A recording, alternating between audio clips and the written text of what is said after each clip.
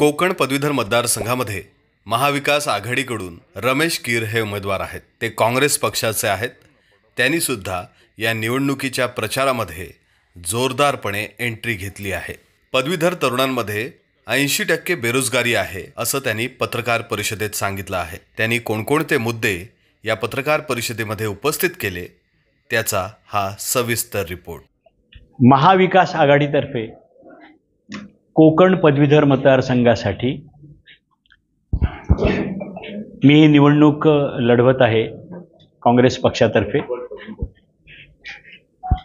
सर्वप्रथम मी या महाविकास आघाडीचे सर्व ज्येष्ठ नेते, आमचे पक्षाध्यक्ष सन्माननीय नानाभाऊ पटोले, शिवसेनेचे सर्वेसर्वा सन्माननीय उद्धवजी ठाकरे, राष्ट्रवादीचे आदरणीय शरदचंद्रजी पवार साहेब यांच्याबद्दल मी कृतज्ञता व्यक्त करतो। कोकण पदवीधर मतदारसंघ गेली कित्येक वर्ष सातत्याने या मतदारसंघातून जे आमदार कार्यरत आहेत ते आमदार आहेत, पण पदवीधर मतदारसंघ म्हणून या मतदारसंघातील पदवीधरांसाठी त्यांनी काही ठोस केलेलं आहे असं काही दिसत नाहीये। आणि हाच एक मुद्दा पुढे घेऊन आम्ही ही निवडणूक लढवत आहोत। यात प्रामुख्याने कोकणातले जे पदवीधर आहेत, तरुण तरुणी जे बेरोजगार आहेत, त्यांना शासकीय पातळीवर ज्या नोकऱ्या उपलब्ध होतील त्यात त्यांचा समावेश कसा करता येईल, त्याचप्रमाणे प्रत्येक जिल्ह्यात जे स्थानिक उद्योग उभे राहणार आहेत त्या उद्योगांमध्ये या स्थानिक पदवीधरांना जास्तीत जास्त प्रमाणात कसं समावेश करून घेता येईल याचा विचार आम्ही मुख्यतः करणार आहोत। त्याचप्रमाणे जुनी पेन्शन योजना जी आहे त्यासाठी आम्ही आग्रही असणार आहोत। शिक्षकांचे जे अनेक प्रलंबित प्रश्न आहेत ते सोडवण्याचा प्रयत्न करणार आहोत। या निमित्तानं सर्वात महत्त्वाचा एक मुद्दा आम्ही समोर ठेवलेला आहे, तो म्हणजे UPSC, MPSC आणि तत्सम स्पर्धा परीक्षा याच्यावर लक्ष केंद्रित करण्याचं आम्ही ठरवलं आहे। कारण गेली 13 वर्ष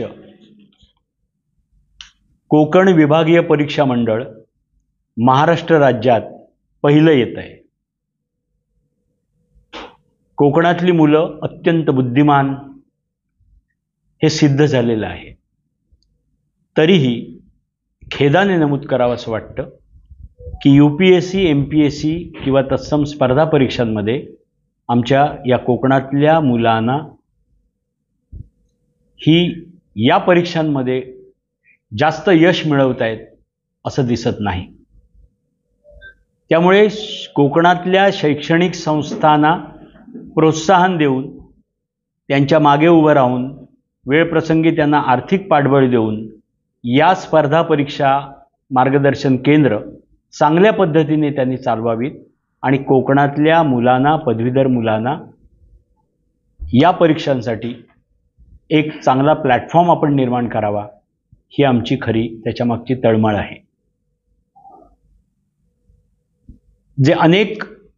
प्रत्येक जिल्ह्यात जे उद्योग केंद्र आहेत त्या उद्योग केंद्रांना भेटी देणं, उद्योग केंद्रांना भेटी देऊन 6-6 महिन्यांनी विचारणं की बाबा नेमकं या जिल्ह्यात आपल्या माध्यमातून किती पदवीधरांना रोजगाराच्या संधी उपलब्ध झाल्या हे पाहणं देखील तितकंच गरजेचं आहे। आणि सर्वात महत्त्वाचा शेवटचा प्रश्न आम्ही हाताळणार आहोत, तो म्हणजे केंद्र सरकारने जे गोंडस नाव समोर आणलेलं आहे, नॅशनल एज्युकेशन पॉलिसी।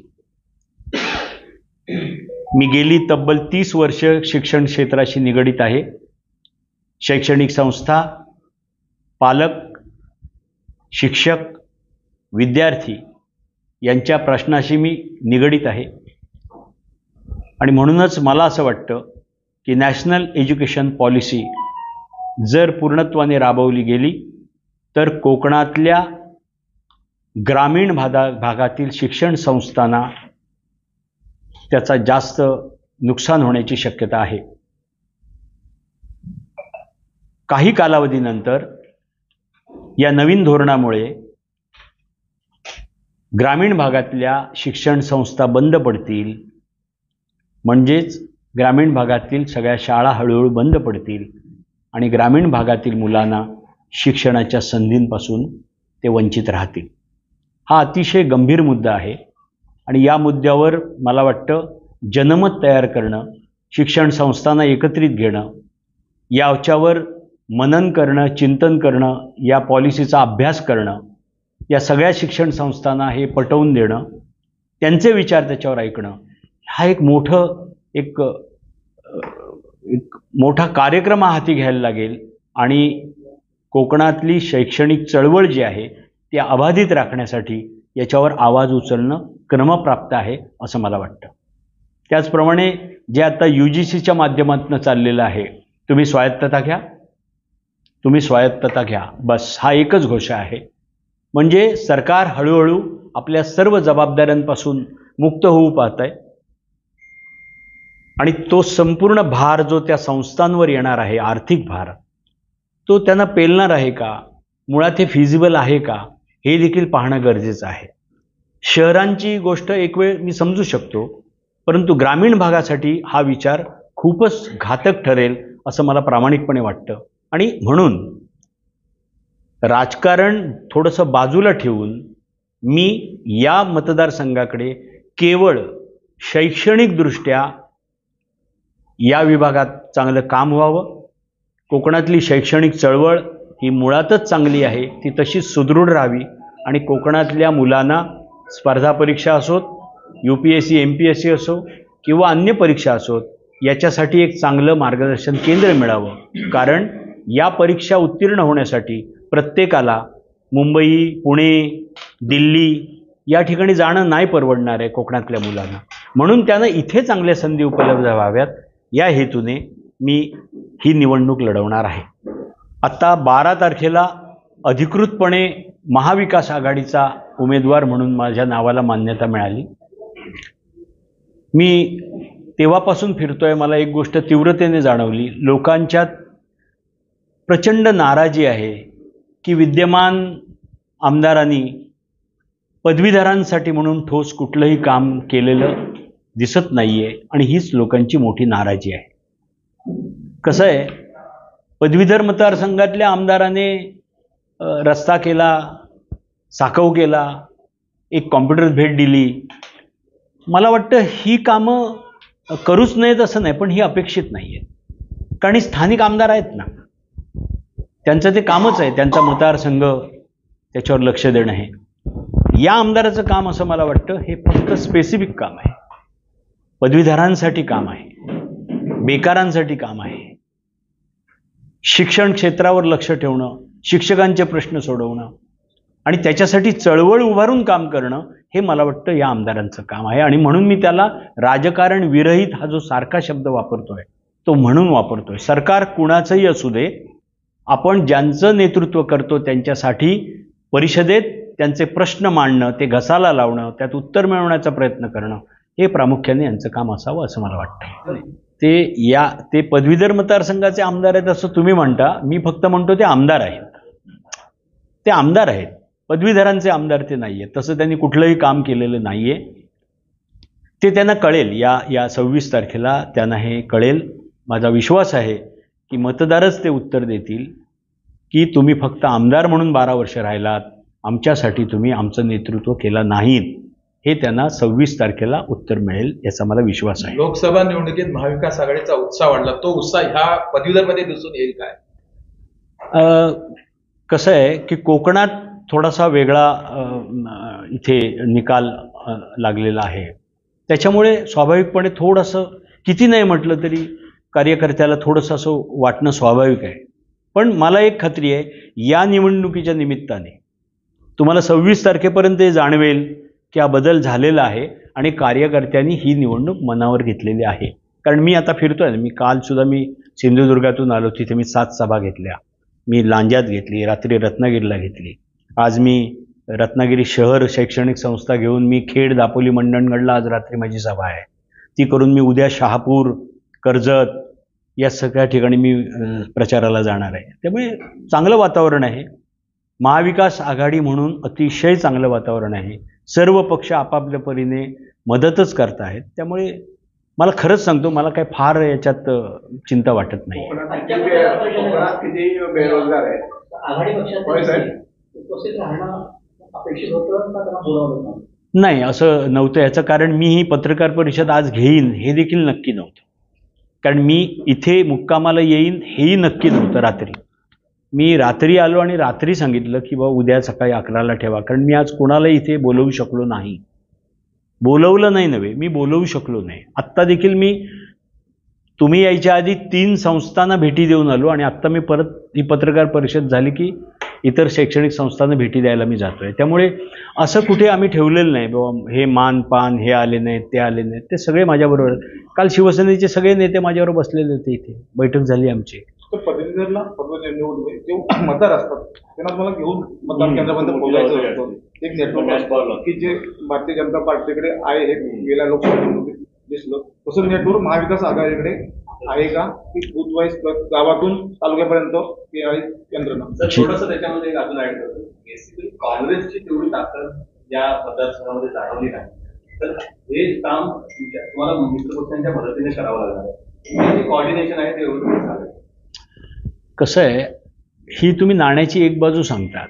दुसरी बाजू अशी आहे, महाविकास आघाडीमध्ये, आय रिपीट, महाविकास आघाडीमध्ये कोकण पदवीधर मतदारसंघाची नोंदणी काँग्रेस पक्षाने सर्वाधिक केलेली आहे. हे त्याचं पहिलं उत्तर आहे. 2 नंबरची नोंदणी ही शिवसेनेकडून झालेली आहे आणि 3 नंबरची नोंदणी इतर पक्ष त्याच्यात सहभागी आहेत सगळे. त्याच्यामुळे नोंदणी जी झालेली आहे ती नोंदणी आता मतदानापर्यंत आणण्यासाठी म्हणून या सर्व पक्षांची मदत घेऊन आम्ही एकत्रितपणे काम करतो. आता असं नाही राहिलं ही माझी नोंदणी आहे, ही शिवसेनेची नोंदणी आहे, असा विषय राहिलेला नाही.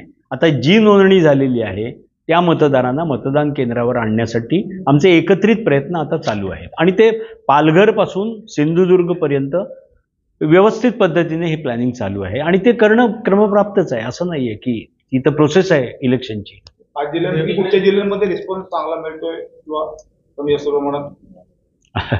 तुम्हाला सांगितलं तर आश्चर्य वाटेल, मला सगळ्यात चांगला रिस्पॉन्स ठाण्यात मिळतोय. पण ही तर तुमची जन्मभूमी आहे की साहेब. नाही, तुम्ही म्हणूनच सांगितलं मला चांगला रिस्पॉन्स ठाण्यात मिळतोय. हा तर माझाच जिल्हा आहे. मी आजही सांगतो हा माझाच जिल्हा आहे आणि हा माझा जिल्हा माझ्याबरोबरच राहील. निरंजन डावकरेचे काही नाराज भाजपाले तुम्हाला आतून सहकार्य करतात अशी कुठे मध्यंतरी बातमी आली होती, हे खरं आहे काय? ही तुमची माहिती आहे, माझी माहिती नाही. आहे का तसं काय? नाही, असं काय नाही. नाही ना काय? नाही, असं काय. संपर्कात आहेत काय भाजपाले तुमचं असं समजलं? सागरला आली होती का? ना ते मला माहिती नाही. एकीकडे सर्व शिक्षा अभियान राबवत असताना दुसरीकडे जिल्हा परिषदेच्या अनेक शाळा पटसंख्या अभावी बंद होण्याच्या मार्गावर आहेत. त्याच्यासाठी काही विशेष प्रयत्न वगैरे करणार का? कारण ग्रामीण भागामध्ये ते एक विद्यार्थी, त्यामुळे त्या विद्यार्थ्यांना बराच लांबचा प्रवास करावा लागेल. मी खरं सांगतो तुम्हाला, मी एक गोष्ट ठरवलेली आहे की आपण कमीत कमी बोलायचं आणि जास्तीत जास्त काम करून दाखवायचं संधी मिळाल्यावर. आणि म्हणून मी कमीत कमी बोलतोय, कारण आजपर्यंतचे पदवीधर मतदारसंघातले आमदार छान बोलले, बरंच बोलले, आजही ते बोलत आहेत. विद्यमान आमदार आजही बोलत आहेत. तर ती चूक मला करायची नाही आहे.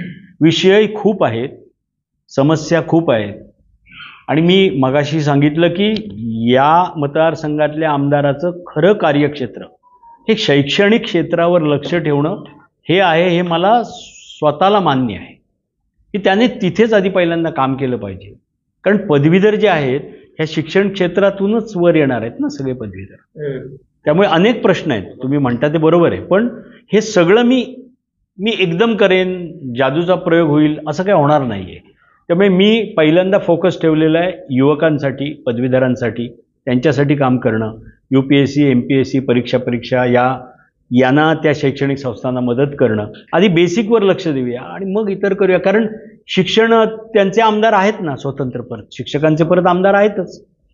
त्यांना मदत लागली तर आम्ही नक्की त्यांच्यावर असू. आज महाराष्ट्रात 80% पदवीधर बेकार आहेत. जे 10 वर्षापूर्वी आपण एक अत्यंत भारदस्त वाक्य ऐकलं होतं की प्रत्येक वर्षी आम्ही 2 कोटी लोकांना रोजगार देणार, त्याचं हे फलित आहे. आणि म्हणून पदवीधरांसाठी प्रयत्न करणं गरजेचं आहे. मी कोकण पदवीधर मतदारसंघातील सर्व मतदारांना मी हे जाहीर आवाहन करतो आहे की 26 जूनला बुधवारी सकाळी 7 ते संध्याकाळी 6 या वेळेत मतदान होणार आहे. मतदान पत्रिकेवर पहिल्या क्रमांकावर माझं नाव आहे रमेश श्रीधर कीर. या नावासमोर आपल्या पसंतीचं पहिल्या क्रमांकाचं मत मला देऊन जास्तीत जास्त प्रमाणात मतदान करून मला विजयी करा आणि आत्ता जे मी तुम्हाला सांगितलं त्या शैक्षणिक क्षेत्रात पदवीधरांसाठी काम करण्याची संधी द्या अशी तुम्हाला विनंती करतो. धन्यवाद.